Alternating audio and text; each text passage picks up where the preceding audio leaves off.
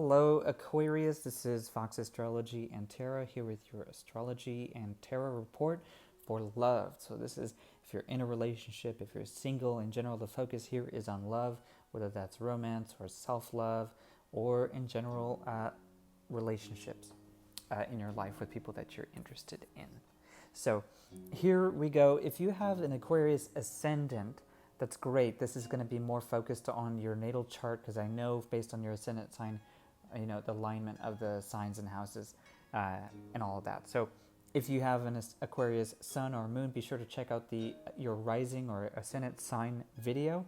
I have links below for you to check that out. So on the 3rd, we have Mercury going direct back into Cancer.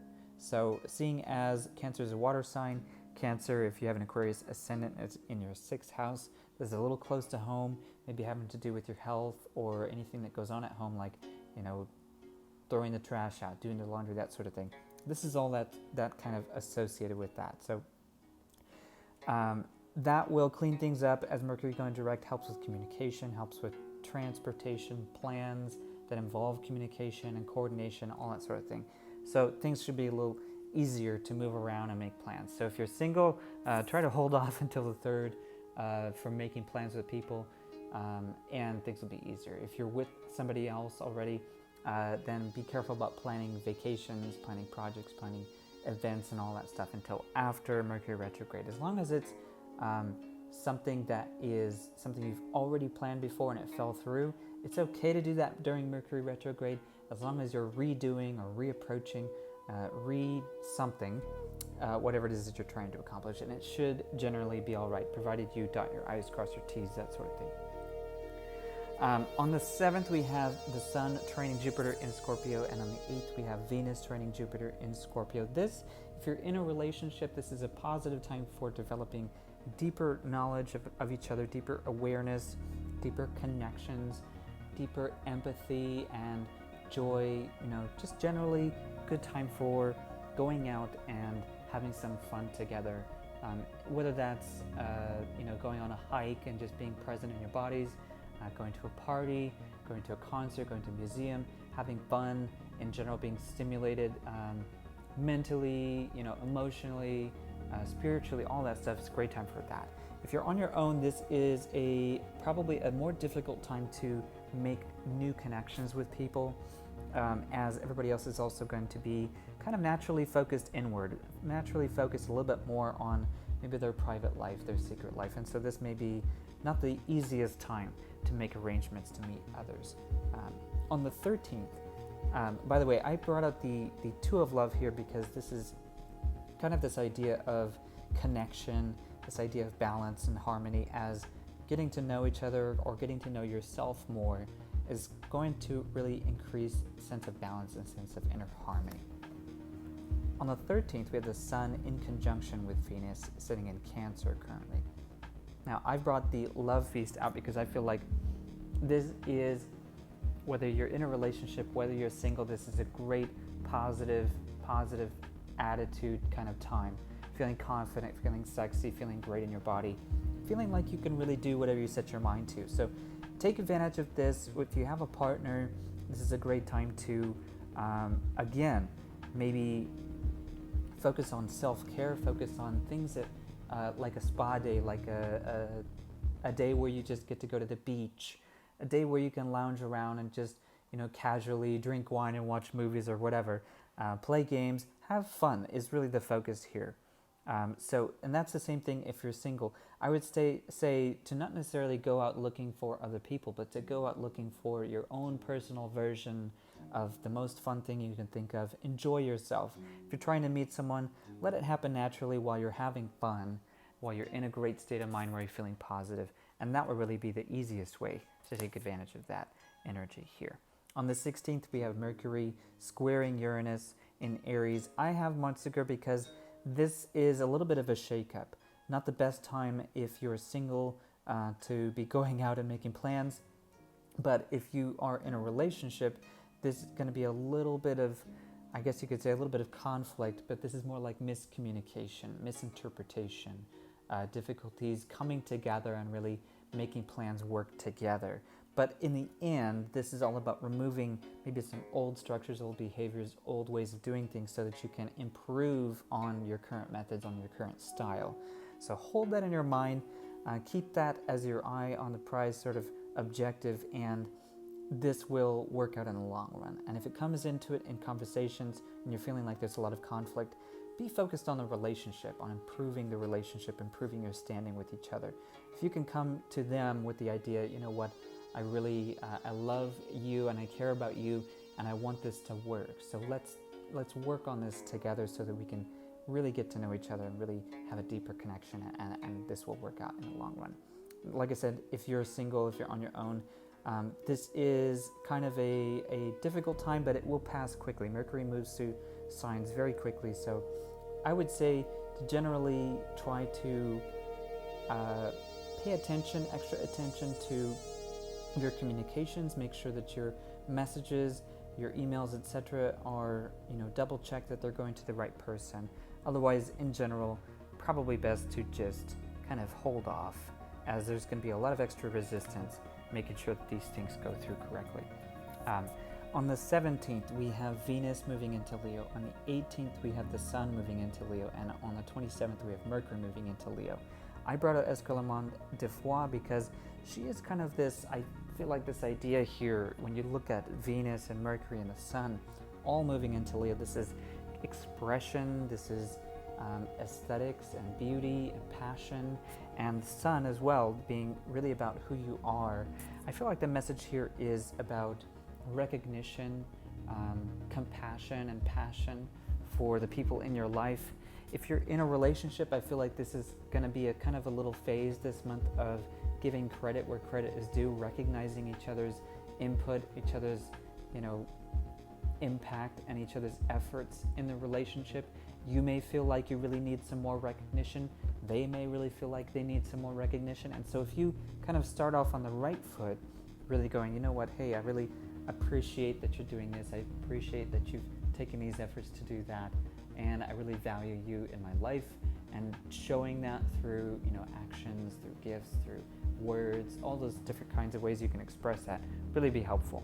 And the same goes for if you're single. This is probably a great time to be meeting others, as this is a good time to be recognized for who you are. I think people are going to be seeing you more clearly, and as a result, you may come across a little bit more confidently, a little bit more interesting, a little bit more vulnerable, a little bit more like you, the real version of you. So don't be afraid to get out there.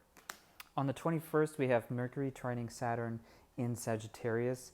Now, if you have an Aquarius ascendant, Sagittarius is in your 11th house. I would say this is kind of your house. So this is a great time to plan for outings, plan for hanging out with others, plan for meeting new people. If you have somebody already in mind, set a date for this kind of area in your calendar, and this will be a good time to do that. Mercury trining with Saturn is going to be about organizing and really figuring things out, figuring the details. There's also going to be some long-term commitment, maybe something to do with plans, something to do with significant effort and consistent effort. So I feel like commitment is coming in here. Maybe this is a good time to reach out and, like I said, figure out if you can get some commitment to a relationship. And the same thing goes for if you're in a partnership already.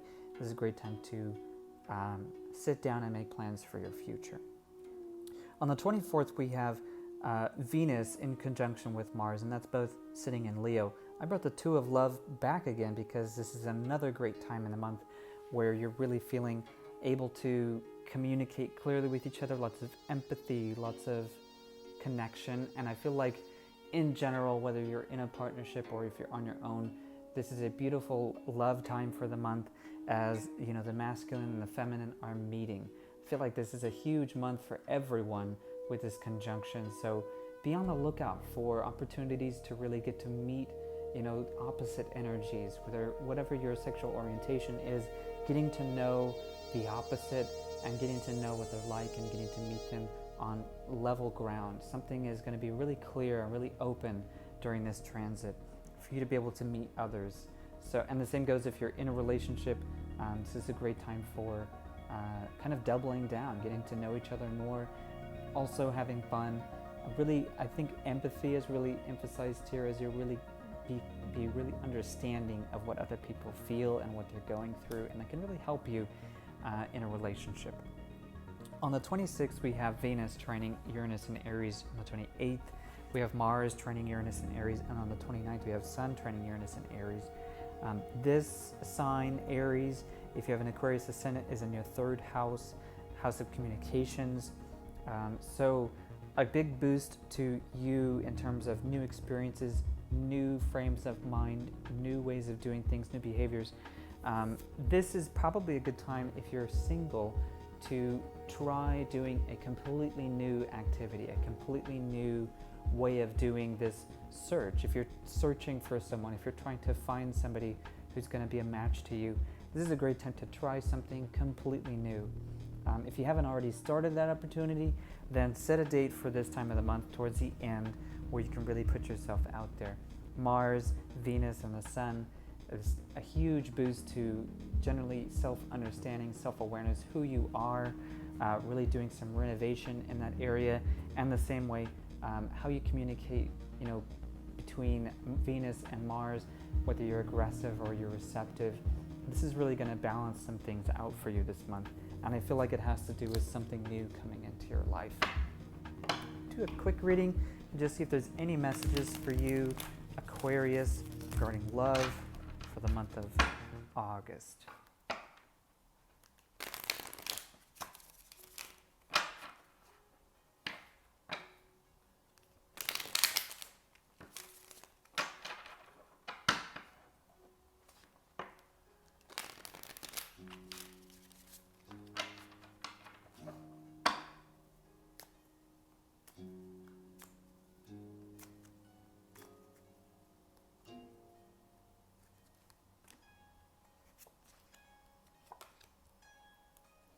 All right, so maybe there's some boundary work. Maybe you're really working on, communication in the relationship, making sure that the other person sees you clearly, that they hear you clearly, your wants and your needs are being met. And this is an opportunity here this month to communicate that, to really express, this is where I end and this is where you begin, and we can have, I can have me and you can have you, and we can be in a relationship together. This is talking about boundaries, though.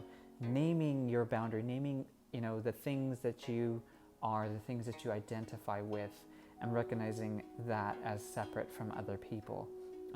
Maybe there's some positive work going on with Armadillo. Maybe there's a challenge as well. But ultimately, this seems like the focus is really taking a look at who you are and getting a clear understanding of that. For the Horse, I feel like this is a sense of empowerment, a reclamation of power, reclaiming who you are, reclaiming, your purpose, your passion, your identity, I guess, can really be empowering. Once you really know what you want, once you really know how to get it, the issue may be motivation. The issue may be feeling like you don't have the power or the resources to do it. So sometimes if you don't get those first couple of steps done, you can really feel like there's no motivation, there's no energy, there's no power to make a movement in your life, to move forward. But I feel like this month is really going to help you with that. Really understanding who you are, and really feeling like once you understand who you are, knowing that you have the strength to accomplish the things that you're trying to accomplish. Whatever you set your mind to, honestly. I feel like that's really what the Ace of Shields, the Love Feast card on the 13th is really about, is really understanding that you can set your mind on something and accomplish it. If you just understand more about who you are, your potential, and that if you just set your mind to it and become persistent, driven, and you become self-aware of where you're at, everything will really unfold really beautifully. So I look forward to hearing from you, your comments, your feedback. Please let me know in the comments below how this goes for you, especially maybe after August is gone. You can let me know how it went. I'd love to have some feedback. And as always, subscribe if you want to catch next month's reports as well as my weekly reports where I kind of zoom in on the individual transits that are really big, and you'll get a better idea of how they work or maybe what they're doing for you, as well as my weekly readings where I do choose your message style readings on certain topics. You can always suggest topics. And anyways, I'd love to hear back from you. So have a good one. Peace.